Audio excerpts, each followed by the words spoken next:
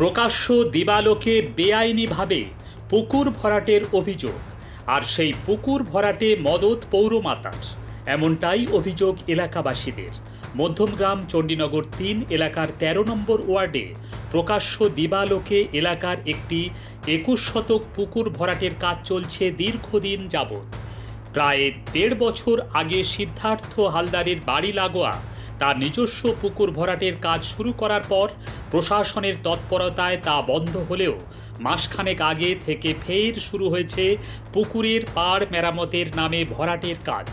সকাল ৭টা থেকে দুপুর ২টো পর্যন্ত এই কাজ চলে বলে জানিয়েছেন এলাকাবাসীরা। পুকুর ভরাটকে কেন্দ্র করে এলাকায় একাধিক পোস্টার সহ মধ্যমগ্রাম পৌরসভার তরফ থেকে স্টপ ওয়ার্কের হলফনামা জারি হলেও দেদারভাবে চলছে পুকুর ভরাট। বড়বাজারের ব্যবসায়ী হওয়ায় সিদ্ধার্থ হালদারকে তার নিজের বাসভবনে পাওয়া যায়নি।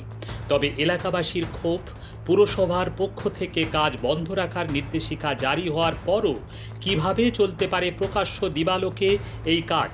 স্থানীয় পৌরমাতার ভূমিকাতেও ক্ষুব্ধ এলাকাবাসী। তাদের দাবি, তিলোত্তমার বিচারের দাবিতে রাতের পর রাত তাঁকে পথে নামতে দেখা গিয়েছিল। অন্যদিকে তার নিজের ওয়ার্ডেই এরকম নিন্দাজনক কাজের কোনো রকম বিরোধিতা করতে দেখা যায়নি ফরওয়ার্ড ব্লক কাউন্সিলর প্রিয়াঙ্কা মল্লিককে। তবে পৌরমাতার স্পষ্ট দাবি, স্টপ ওয়ার্ক জারি হওয়ার আগেই তিনি এলাকায় পৌঁছেছিলেন এবং এই পুকুরের সংরক্ষণের অভাবে এলাকার একাধিক রাস্তাঘাটের ক্ষয়ক্ষতি হওয়ায় এলাকাবাসীরা একজোট হয়ে মাস পিটিশন দেওয়ায় পুকুরের পাড় সংরক্ষণের কাজ চলছিল। পুকুর সংলগ্ন এলাকায় সাপের উপদ্রব হওয়ায় দীর্ঘবার ফরেস্ট বিভাগকে ডেকেও সাপ উদ্ধার করিয়েছেন তিনি ওই পুকুর থেকে। সম্পূর্ণ তার বিরুদ্ধে কুৎসা রটাচ্ছেন শাসক ঘনিষ্ঠ একাংশরা। যদিও মধ্যমগ্রাম পৌরসভার পৌরপ্রধান নিমাই ঘোষ জানান, পুরসভার পক্ষ থেকে আগেই পুলিশের সহায়তা এবং স্টপ ওয়ার্কের নির্দেশিকা জারি করে কাজ বন্ধ রাখার নির্দেশ দেওয়া হয়েছিল বাড়ির মালিককে। তবে তারপরেও কিভাবে চলতে পারে কাজ তা খতিয়ে দেখবে বলে পৌরসভা কথা দিয়েছে। বছর দেড়েক আগে থেকে তো পার বাঁধানোর নাম শুনেছি, পার বাঁধানো করছে। এবার হঠাৎ করে ১.৫ মাস আগের থেকে এরকমভাবে অবৈধভাবে পুকুর ভরাট হচ্ছে। পদক্ষেপ বলতে প্রশাসনের মতো প্রশাসন এসছে, প্রশাসনের পদক্ষেপ প্রশাসন করেছে। ওর মধ্যে মিউনিসিপ্যালিটিতেও স্টপ অর্ডার করেছে, তারপরেও ভর্তি হচ্ছে। পরিবেশের ভারসাম্য নষ্ট হয়ে যাচ্ছে। চারদিকে সব যদি পুকুর ভরাট হয়ে যেতে কী করে যাবে? এই পুকুরে কি কোনো স্নান বা এরকম কিছু হতো আগে? হ্যাঁ, এই পুকুরে স্নান হতো, অনেক পুজোর কাজ হতো। মানে পুজোর কাজ বলতে অবশ্যই পুকুরটা তাদের ব্যক্তিগত পুকুর, বাড়ির পুকুর, কিন্তু তারা এলাকার লোকের সাথে সহযোগিতা করতো। এই পুকুরটা আমরাও ছোটো থেকে বড় হয়েছি, স্নান করেছি। এই পুকুর ভরাটটা গত ১.৫ বছর আগের দিয়ে শুরু করেছিল। তখন মধ্যমগ্রাম পৌরসভায় স্টপ করিয়ে দিয়েছিলেন। তারপরে দীর্ঘদিন বন্ধ হয়েছিল। গত মাস দেড়েক আগের থেকে এই পার বাঁধানোর নাম করে পার বাঁধানো শুরু করে। তারপরে আস্তে আস্তে আমরা বাস্তবে দেখছি যে পার বাঁধানোর সামনে রেখে পুকুরটারে পুরোটাই ভরাট করার কাজ চালাচ্ছে এরা। এটা কি প্রকাশ্য দিনের বেলায়? এটা প্রকাশ্য দিনের বেলায় হচ্ছে। রোজ সকাল 7:30 8টার দিয়ে শুরু হচ্ছে, 1টা 1:30 পর্যন্ত। যার কে করছে সেটা তো বলতে পারবো না। যার বাড়ি তার নাম সিদ্ধার্থ হালদার। কি করেন তিনি? উনি ব্যবসা করেন বড় বাজারে কোনো একটা, এটুকুই আমাদের কাছে। হ্যাঁ, এক সময় কংগ্রেস করতে, এখনও কংগ্রেসের সঙ্গে যুক্ত আছে। এখন পর্যন্ত আমরা কাউন্সিলরে এই স্পটে কোনো দিন আসতে দেখিনি। এটা বেশ কয়েকদিন ধরেই তো চলছে। নিশ্চয়ই কাউন্সিলরের কানে গেছে।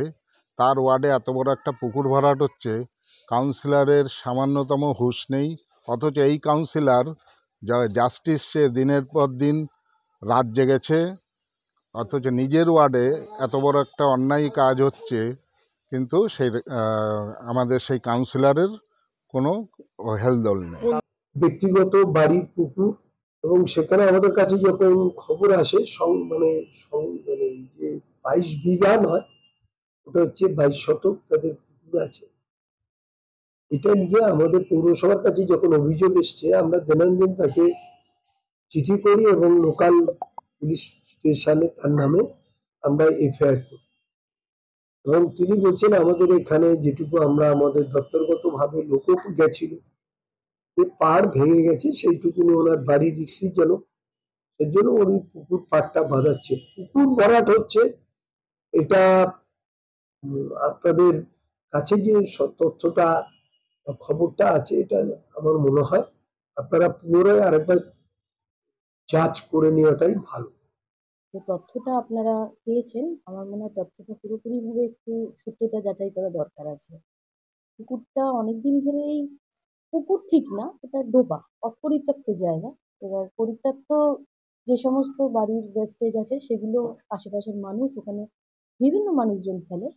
এলাকার মানুষের দীর্ঘদিনের দাবি বা ওই পাড়ার মানুষের দীর্ঘদিনের দাবি ছিল যে এই নোংরা জায়গাটা হয় মানে আবর্জনাযুক্ত জায়গা, এটা পুকুর ঠিক বলা যায় না, আবর্জনাযুক্ত জায়গা, কোনোভাবেই জলাশয় না এবং ব্যবহারযোগ্য না। এবার সেটা সবাই এসে ময়লা ফেলে সেখানে, ডেঙ্গুর মশা থেকে আরম্ভ করে সাপ, মানে আমি নিজে পার্সোনালি আমি নিজে ফরেস্ট ডিপার্টমেন্টের প্রতীক বলে একজন আছে, তাকে ফোন করে মানে দুবার তিনবার ওখান থেকে মানে বাড়ির ভেতর ঢুকে যায় সাপ খোপ। হ্যাঁ, বিভিন্ন ধরনের পোকামাকড়ের উপদ্রব। এবার সেইভাবে বলতে গেলে প্রত্যেক মানুষের সমস্যা ওখানে। আর পুকুরটার পাড় যে মানে ভাঙতে ভাঙতে এমন একটা জায়গায় এসছে যে আশেপাশের বাড়িগুলো সমেত আমাদের পৌরসভার যে রাস্তা রয়েছে, পাঁচিল রয়েছে, পুরো ধসে পড়ে যাওয়ার মতো অবস্থা। পরিত্যক্ত জায়গায় এবার সেখানে ময়লা টয়লা ফেলে রাখে, বিষয়টা এটাই। কোনো পুকুর ভরাটের ব্যাপার না, পুকুর ভরাটের বিপক্ষে আমরা সবসময়। জলাশয়কে বাঁচিয়ে রাখতে হবে এবং ব্যবহারযোগ্য জলাশয় অবশ্যই ব্যবহার করতে দিতে হবে। ব্যুরো রিপোর্ট, শাসন বাংলা টিভি।